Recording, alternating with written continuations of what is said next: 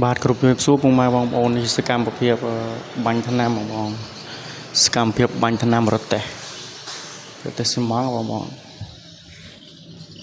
ហ្នឹងហើយ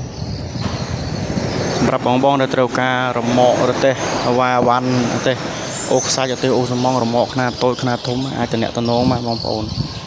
ធានាតម្លៃក្រោមទីផ្សារជូនតម្លៃតម្លៃធូរថ្លៃជូនអញ្ចឹងណាហើយទីតាំងខ្ញុំបាទនៅខេត្តតាកែវផ្លូវជាលេខ2ចុះពីផ្សារណតឹងប្រហែលជាដី1គីឡូផ្សារផ្លូវផ្សារបរកាផ្សារ